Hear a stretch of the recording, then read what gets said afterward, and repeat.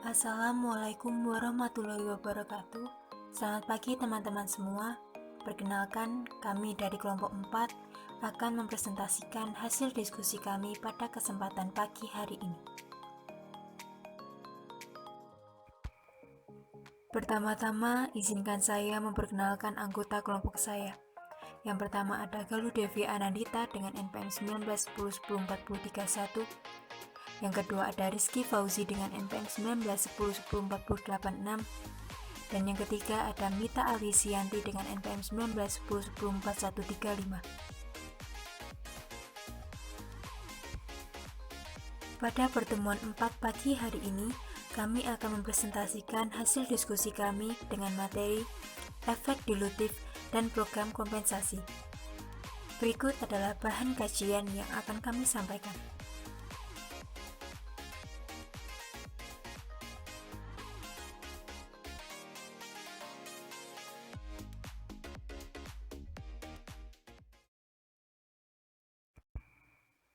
Utang dan ekuitas.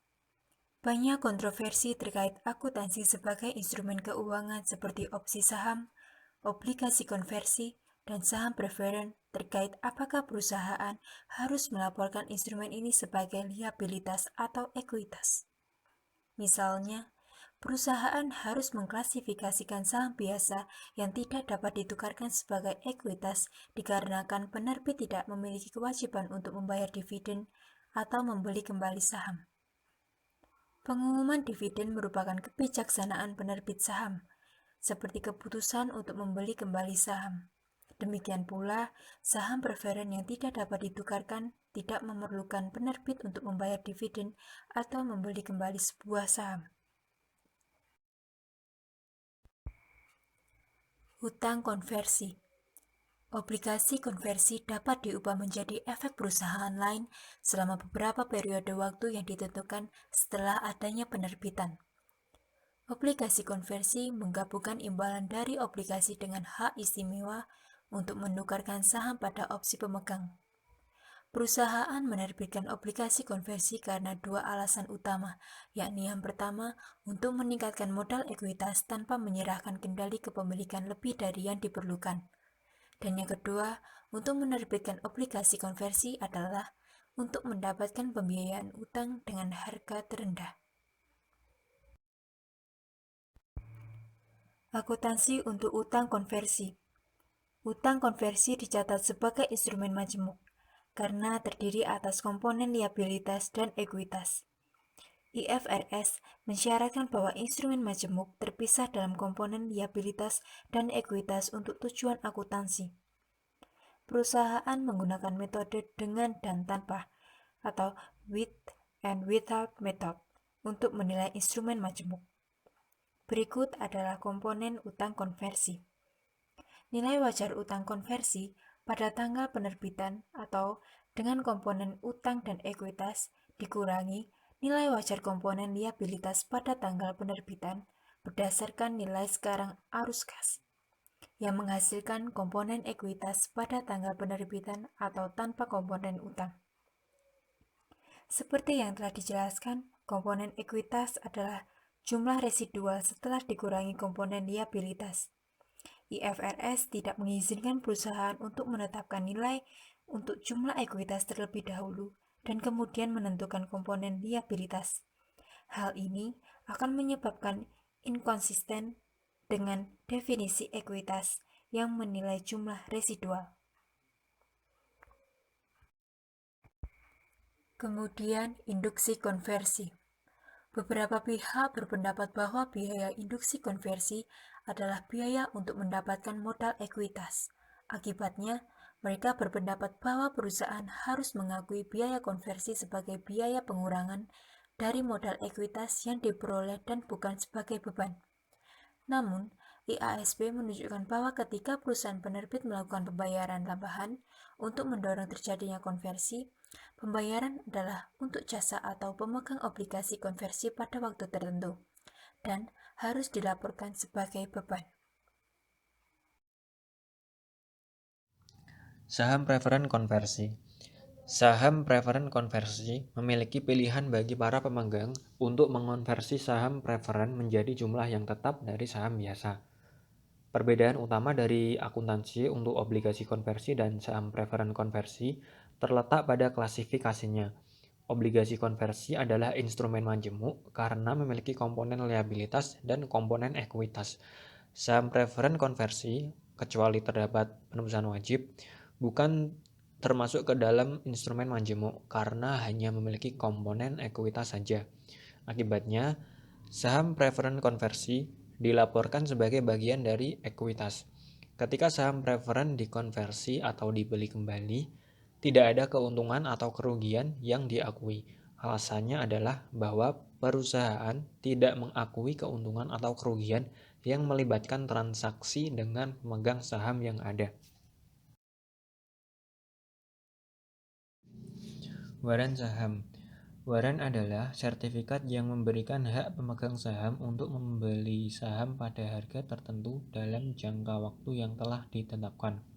Waran, jika dilaksanakan, akan menjadi saham biasa dan biasanya memiliki efek dilutif atau mengurangi laba bersaham, mirip dengan konversi pada obligasi konversi. Namun, perbedaan substansial antara efek konversi dan waran saham adalah setelah pelaksanaan waran, pemegang harus membayar sejumlah uang tertentu untuk mendapatkan saham. Penerbitan waran atau opsi untuk membeli saham tambahan biasanya timbul dalam 3 situasi berikut. Yang pertama, ketika mengeluarkan berbagai jenis efek, seperti obligasi atau saham preferen, perusahaan sering memasukkan waran untuk membuat efek lebih menarik dengan memberikan intensif dorongan ekuitas. Yang kedua, ketika penerbitan saham biasa tambahan, pemegang biasanya saham lama memiliki hak untuk memesan efek terlebih dahulu untuk membeli saham biasa yang pertama.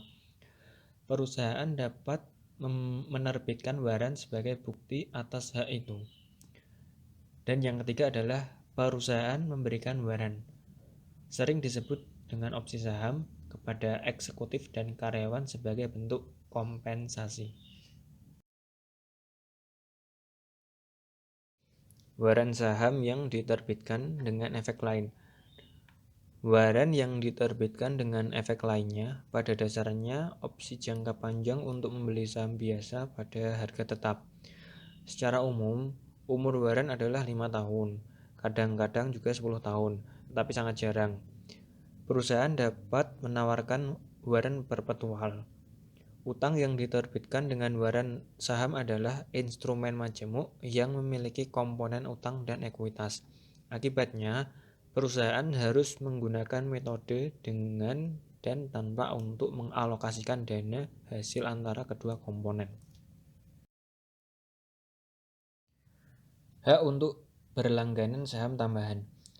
Jika direksi perusahaan memutuskan untuk menerbitkan saham biasa baru, pemegang saham lama umumnya memiliki hak istimewa untuk memesan efek terlebih dahulu untuk membeli saham baru yang diterbitkan sesuai dengan jumlah kepemilikannya. Hak istimewa ini disebut dengan hak saham atau share right, menyelamatkan pemegang saham lama untuk memikul beban akibat dilutif atas hak suara tanpa persetujuan mereka.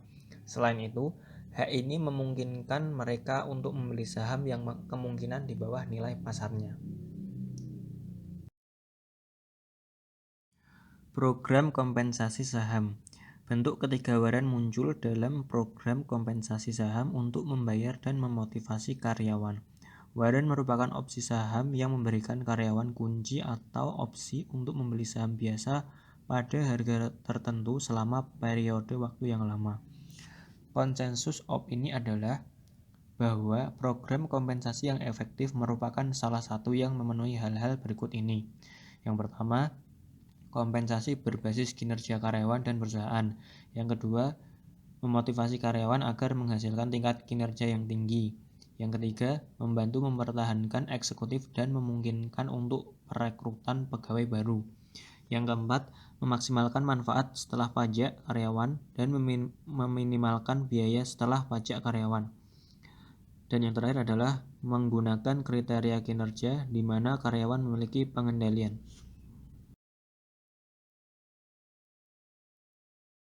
Saham terbatas. Program saham terbatas mengalihkan saham ke karyawan tunduk pada kesepakatan bahwa saham tidak dapat dijual, dialihkan, atau dijanjikan sampai terjadi vesting. Keunggulan utama dari program saham terbatas yaitu 1. Saham terbatas tidak pernah menjadi benar-benar tidak berharga. Kedua, saham terbatas umumnya memiliki sedikit dilusi untuk pemegang saham. Ketiga, saham terbatas lebih baik dalam menyelaraskan insentif karyawan dengan insentif perusahaan. Program pembelian saham karyawan atau PPSK pada umumnya mengizinkan semua karyawan untuk membeli saham pada harga diskonto selama periode waktu yang pendek. Perusahaan sering menggunakan program tersebut untuk menjamin modal ekuitas atau untuk menginduksi perluasan kepemilikan saham biasa antar karyawan. Program ini bersifat wajib dan harus dicatat sebagai beban selama periode jasa. Pengungkapan program kompensasi. Perusahaan harus mengungkapkan sepenuhnya status program kompensasi pada akhir periode yang disajikan.